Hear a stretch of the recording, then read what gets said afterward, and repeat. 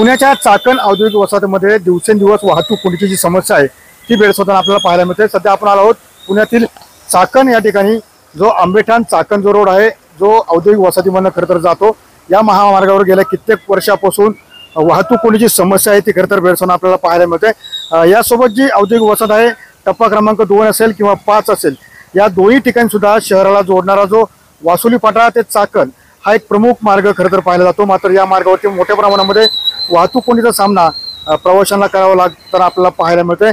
जवळजवळ तासनतास या महामार्गावरती वाहतूक कोंडी असते आणि याचा सामना खरं तर प्रवाशांना करावा लागतोय। सकाळी 7 ते सायंकाळी 7 वाजेपर्यंत या ठिकाणची अवजड वाहनं आहेत ती बंद करण्याची मागणी स्थानिकांनी केलेली आपल्याला पाहायला मिळते। कारण एकंदरीत ज्या पद्धतीने पाहतो की हा जो चाकण औद्योगिक वसाहत आहे, या वसाहतीमध्ये वाहतूक कोंडीची समस्येचा सामना अखेरपर्यंत नागरिकांना करताना आपल्याला पाहायला मिळत आहे।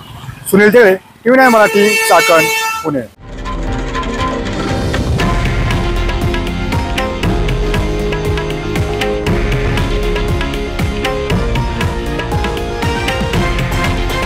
हे आहे देशातील नंबर 1 न्यूज नेटवर्क आणि आपण पाहत आहात TV9 मराठी, एकमेव।